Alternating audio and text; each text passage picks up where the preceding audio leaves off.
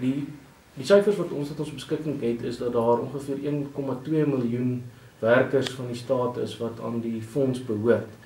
Met ander woorde, as ons toestemming kry om namens hierdie klas van persone op te tree, gaan ons namens 1,2 miljoen mense die hof nader. So die potensiële impak daarvan is baie groot. Waarskynlik het duisende mense al bedank sedert 1 April 2015 wat nou reggehelp kan word, maar ook diegene wat nou beplan om te bedank. Ons het besluit om voort te gaan eenvoudig met regsaksie, omdat die fonds reeds hierdie besluit geneem het. Hy het reeds 'n administratiewe besluit gemaak.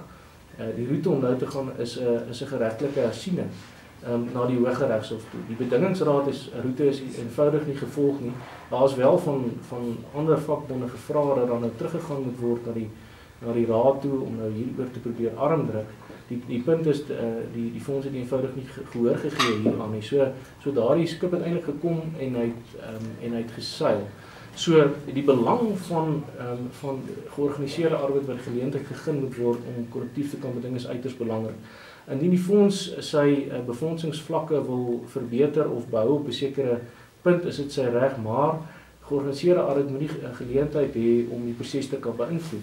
Die gewone manier van handel is nie eenvoudig om dan net sommer gou te gaan en die faktore aan te pas nie, want dan vat jy die geld by die werker weg. Die vakbonde moet kan gaan en gaan sê, maar goed, as julle dit wil doen, dan moet julle ons help met byvoorbeeld 'n salarisverhoging volgende jaar, of dan moet meer bygedra word dan tot my pensioenfonds, of ek moet ander voordele kry wat my kompenseer vir hierdie verandering. En daardie geleentheid het nie kans is nie gebied nie.